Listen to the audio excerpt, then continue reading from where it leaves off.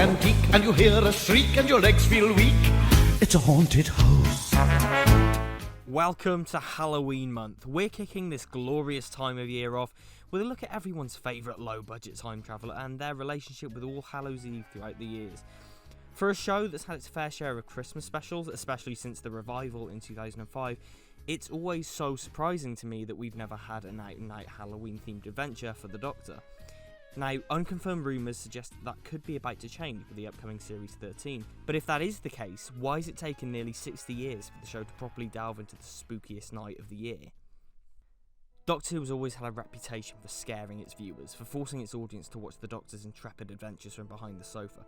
Ever since the inception of the show, Doctor Who has always treated the audience to all kinds of weird and wonderful monsters.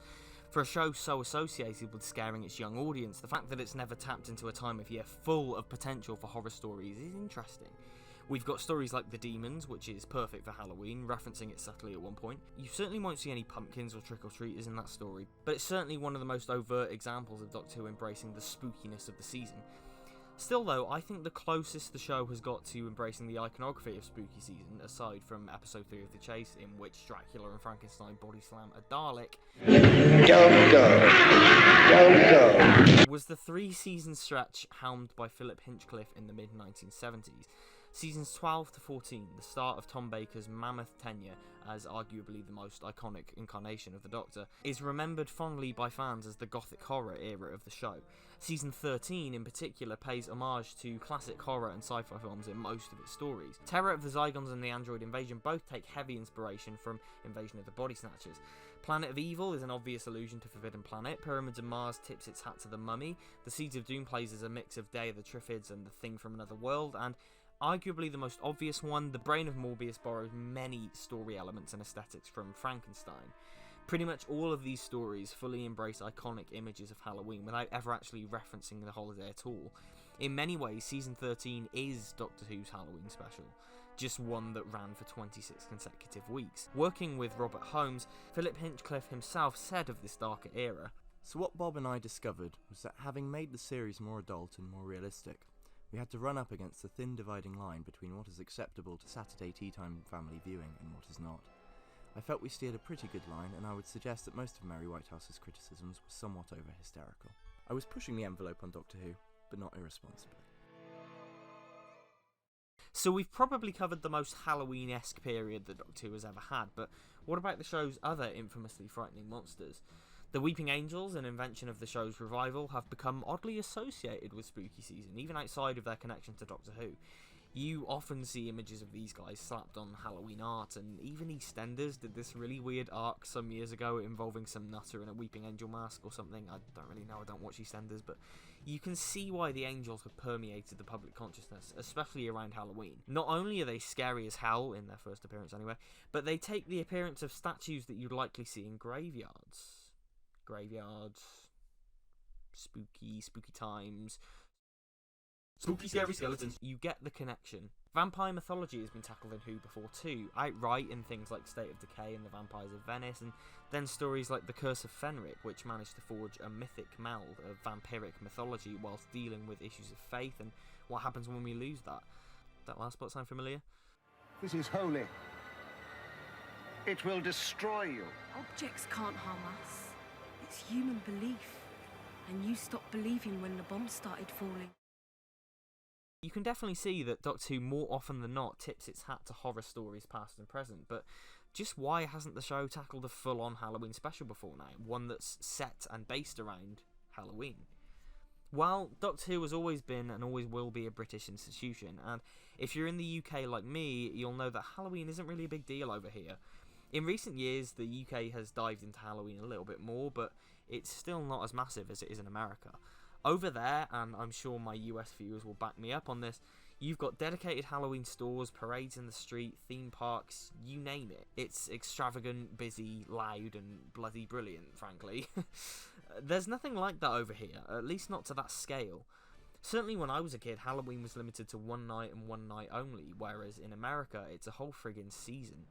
That Americanized depiction of Halloween that I'm such a huge fan of is much more of a thing in Britain now, but Maybe that's why Doctor Who was never really touched upon the holiday before. When the classic series was airing in the 60s, 70s and 80s, certainly Halloween hadn't permeated the UK in the same way it has. From what I can gather, it was still a very low-key affair, so I guess why would the show touch the holiday? We've already discussed the references in The Demons earlier, but yeah, it does make sense that the series never properly embraced it.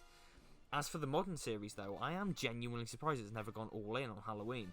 In the years since the show's revival, the UK has embraced spooky season just that little bit more, certainly enough for the show to justifiably embrace it itself, I think. I mentioned EastEnders earlier, and like I said, I'm no fan of that show, but nowadays they make an event out of Halloween week every year. They do these weird, dedicated trailers which are cut like horror films, and the self-seriousness is a little bit unintentionally funny, but I've got to admire the commitment to the aesthetic. And in the time between the classic series ending and the modern series beginning, TV had really started to create some fantastic Halloween content. Between 1989 and 2005, we'd had things like the infamous and controversial Ghost Watch, which sent shockwaves throughout Britain. The Simpsons had been treating viewers to an annual Treehouse of Horror since its second season. How one of the biggest influences on the revived series was Buffy the Vampire Slayer, and that show has some of the best Halloween episodes ever broadcast, exploring themes of identity and our desire to dress up and become someone else, and, you know, just what that says about a person. This just isn't me. And that's the point. Look, Halloween is the night that not you is you, but not you. You know? Given its influence on Russell T Davies' writing, I am surprised that he didn't bring some of that Buffy magic into his Doctor Who. Moving into the Stephen Moffat era, this is where Doctor Who really made a splash in America. Series 5 and especially Series 6 made a big point about going international, and that helped launch Doctor Who's popularity across the pond, or relaunch it anyway, a popularity that is still felt in the US now. And as we established, Halloween is absolutely massive in the US, so I'm surprised that Moffat never sought to capitalise on the popularity of the holiday across the pond. A show like Doctor Who has so much potential when it comes to creating a genuinely fantastic piece of Halloween television. The entire conceit of the show is that you can go anywhere and anywhen in the universe, and that almost limitless potential is part of the reason the show has lasted for nearly 60 years. As we've gone over throughout this video, the show has gone into and explored horror concepts a lot over the years, but wouldn't it just be the best thing ever if the show went all in on spooky season? Now, obviously, Ryan and Graham left the show in Revolution of the Daleks, but if they had stuck around, I think an ideal Halloween episode for this particular era of the show would be one that goes the anthology route.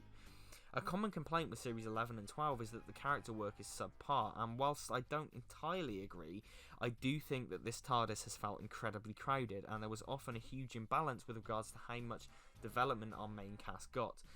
It all felt very surface level to me. Can You Hear Me did go some way to correct this, but in my opinion that was all a case of too little too late. And so wouldn't it be great if we had an episode structured like an anthology, a la Treehouse of Horror? Have the Doctor and her friends telling spooky stories in the TARDIS, go really experimental with it, have each segment, each story be filmed in a different visual style, maybe include some animation in there. Each story could have had a different monster, exploring new realms and new areas of the Doctor Who universe, and delving into the psyches of these characters in a way only this format could really deliver. This is purely a fantasy, of course, and I highly doubt they'd actually go down this road, but it's certainly something that I would really like to see. If Series 13 does finally give us a Halloween episode of Who, I will be incredibly excited to see the show tap into the spookiest time of year, whatever it chooses to do. As we've discussed, the show's hinted at it before, but I think it's long overdue for the Doctor to carve some pumpkins and embrace the chilling spectre of All Hallows Eve.